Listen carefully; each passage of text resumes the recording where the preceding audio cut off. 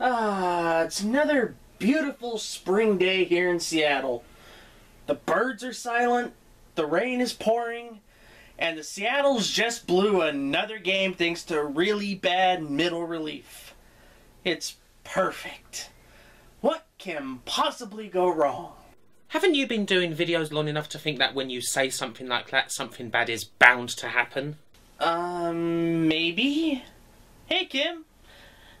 How's everything going? How's the Specky holding up for you and those other great British microcomputers of the day? Well, better than how you're going to hold up when I get through with you.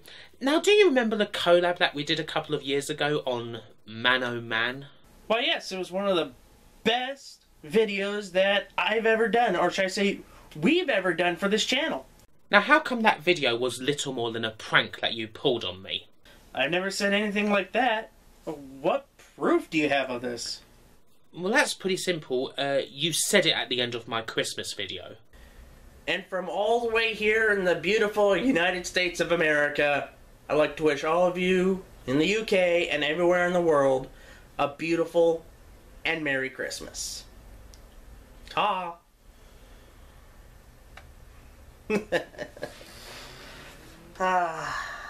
This reminds me of something that I did to Kim.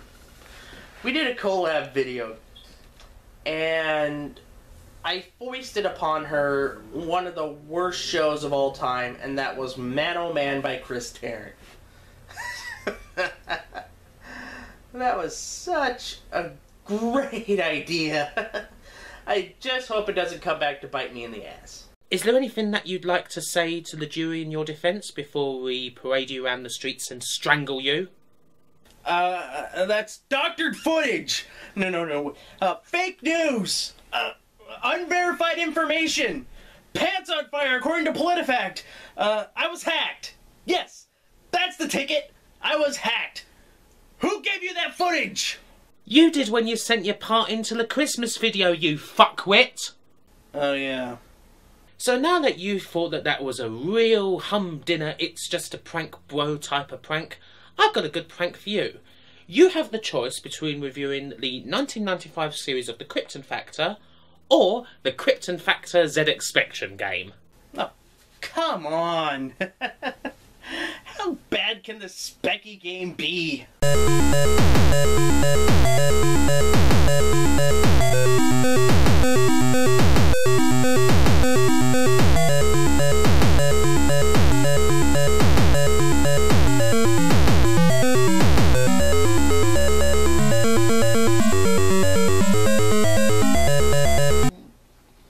Alright, I'll do Krypton 95! I'll do Krypton 95!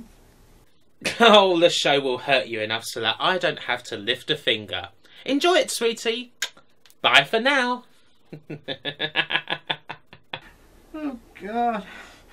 What have I gotten myself into? One thing was for sure. They both believe Sparks to be a total tool. Be an exciting contest which shows that divorced couples can still have fun together, right? Mythological hero H-list. C. On the spot dice spin. We are experiencing technical difficulties. Please stand by.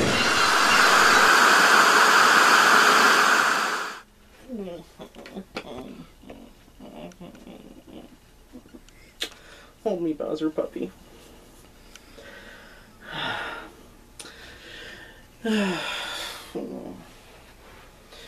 You know, the Krypton Factor was actually one of the biggest game shows in British television history.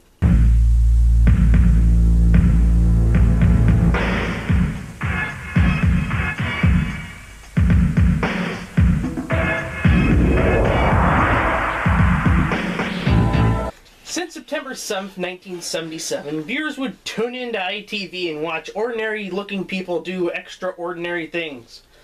Hosted by Gordon Burns, 4 people would compete in tests that would test all facets of the human body and human mind.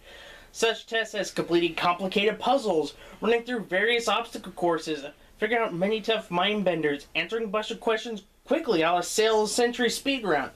The whole series was a grueling tournament where the winner would be dubbed the Super Person of the Year. And the show was such a rousing success that the show would be given a spin-off for kids called Young Krypton, where the show would feature kids playing the game and becoming the Super Kid of the Year. Not only that, the show would be exported to numerous countries over the years, including the US, and that was done quite well. Well, except for the 90 US kids version, which seemed to do for proper exports of formats to what Peter Molyneux does for delivering on promises he sets in video games.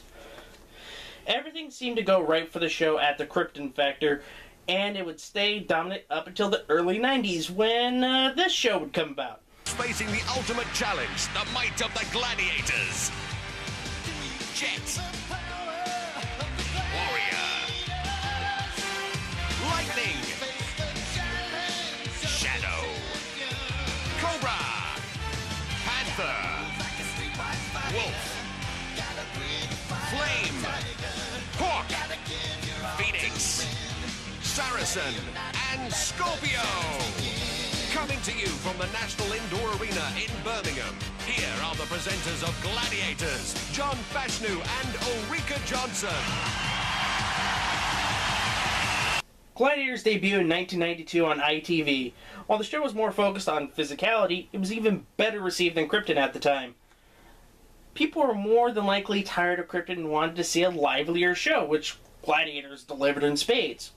So after the 1993 Krypton series, the show would take a break for 1994 in order to figure out how to revamp the show so that it could stay relevant in the era of Gladiators. So this brings us to the year 1995 and the 18th series of the Krypton Factor. They did all this modernization of the music, the format, the set got a huge overhaul to where it looked absolutely nothing like the original.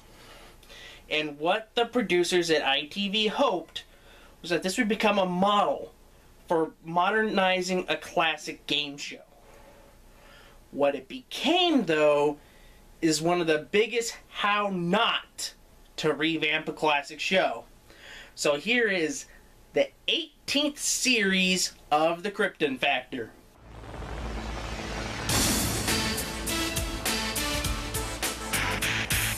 Yes, this is the Krypton Factor. Television's toughest quiz is back with its greatest ever challenge.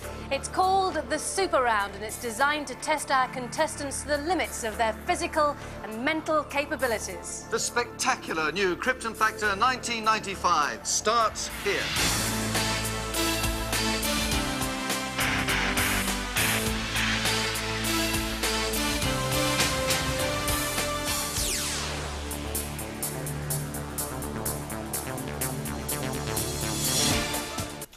As you can see at the start of the credits, the classic K for Krypton had been changed to a generic-looking K, and the theme changed from something upbeat to something kind of dystopian and depressing, which is something that the show would be showing off for the rest of the run.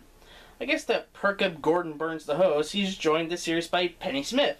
Now, during this time, she was presenting GMTV alongside Trek. Oh, I'm sorry, I meant Eamon Holmes. So looking at Gordon Burns was a step up. Although she was quite professional while doing the show, her presenting was about as cold as her news reading at the time. Actually, believe it or not, that summarizes the look of the new set and everything.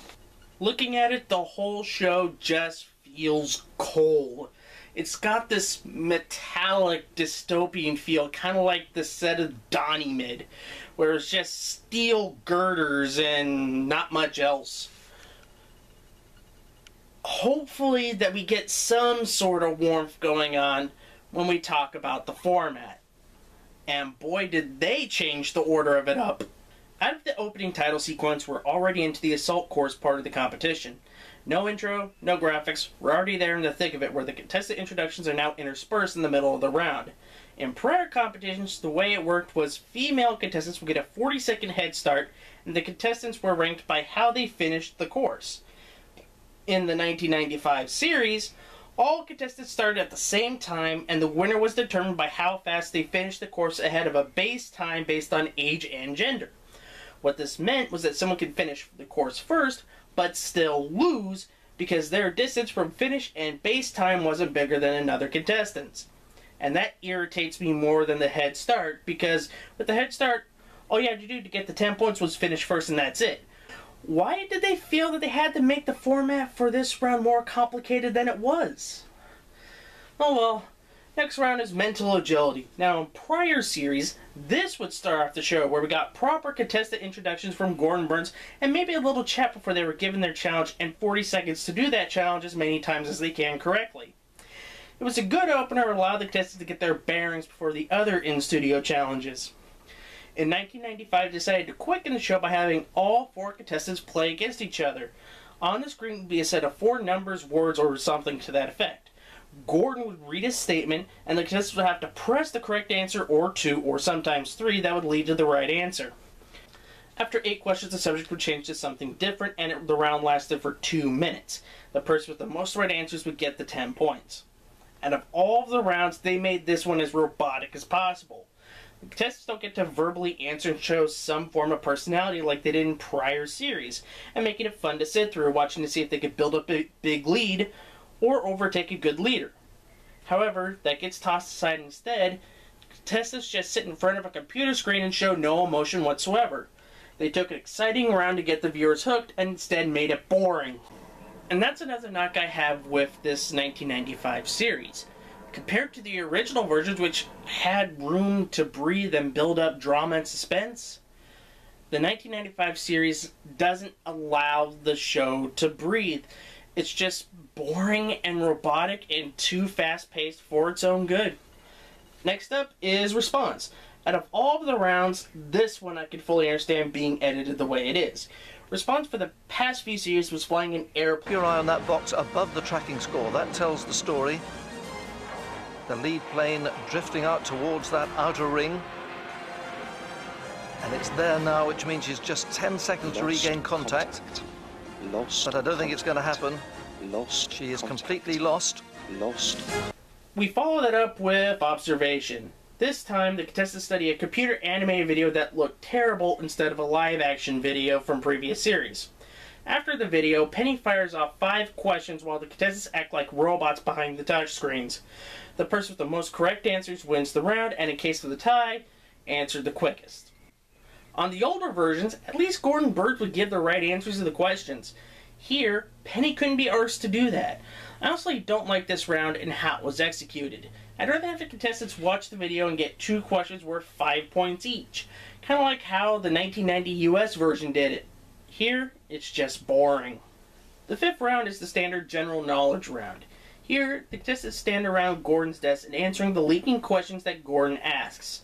For each right answer, 2 points are added. For each wrong answer, 2 points are deducted. After 75 seconds, the round ends, and normally that's where the entire show would end. In this series, though, the points are just used as currency for the super round. So let's finally talk about this much hyped super round. The main reason why the show was edited to nothing. Literally nothing. The super round is the big endgame where the competitors have to go through 5 rigorous challenges in order to grab the K up top of Mount Krypton. The course starts with a code and a parachute jump, which leads to a multi-level maze called the Cryptic Rings, as they try to follow a coded path that they were given up top the parachute jump. After finding their color-coded exit, they head to a computer terminal to try to crack a computer code to enter 4 words. After completing those computer codes, they have to cross a laser beam path without touching any of the lasers while going through the path. Doing so incurs a 7-second time penalty. Then they go to a rock cylinder called the Response Revolve, where they must pull 6 battens from lighted holders. Once they get all 6, they head to Mount Krypton. Here they must build a ladder out of a few pieces, which allow them to climb up halfway. There they must free climb the rest of the way to the top and grab the K to win. Before the run, they spend their points they've accumulated on advantages worth 5 points, which is a guide arrow in the rings or a free word on the computer. 10 points can buy you a baton from the Response Resolve, or a ladder piece, and in later stages, an easier laser light path. So the front game is studying how the rest of your competitors fared, and figuring out your weakest part, and then buying advantages to try to get ahead of them. This all sounds good in theory. However, watching it just sounds like a complete mess. It suffers from a start-stop style by being super cerebral at points, and watching contestants wait for a light to shine could be exceedingly boring. Going back to Gladiators for a second, the Eliminator worked because it was constant motion. There was something happening, whether it was someone struggling going through the handbike or climbing up the travelator. With the super round, watching someone tap at a computer terminal, or slowly going through the laser lights, or waiting for a light to go on to pull a baton, or building a ladder isn't exciting, whereas the assault course is actually quite exciting, and the general knowledge bit is exciting too. Another problem that I have with the super round is that there aren't any referees in certain key areas to help set the rules. A couple of times players were disqualified from the contest because they were told they had to go back and complete a task. One memorable part was contestant Simon Evans skipping a word into computer terminals and going through the course and completing it, only to be told by Penny after he finished that he was disqualified. Simon, I'm terribly sorry to have to break this to you, but you didn't crack all the codes on the laser matrix, so I'm afraid you've been disqualified. I see. Well, what can I say? I'm sick as a parrot. If there was another ref out there, he would have sent him back, or not allowed him to advance. Thus, problems like this wouldn't spring up. What also didn't spring up was the show's popularity, as many decried the changes in the new series. People didn't like the dumping of the intelligence round where they solved a puzzle, and also changing the format so drastically to something that mirrored Gladiators. It was then after the Series 18 finals, where Andy Wilbur became the UK Super Person of the Year, the show would be cancelled due to sagging ratings and lack of popularity. And that's the 1995 Krypton Factor series. You know, it had some good ideas, but the execution was just flat out wrong. I do like the idea of having physical ability first, and I always loved the response round with the Red Arrow's flights. However, everything else was just off. Crowbarring the super round and shortening everything else didn't work. And it just felt completely robotic. However, I will say this. I would gladly take this version over the god-awful 1990 Krypton Factor that we got in the States. That is one of the worst revivals of all time. Actually, scratch that. It's one of the worst shows of all time. Until next time, bye-bye!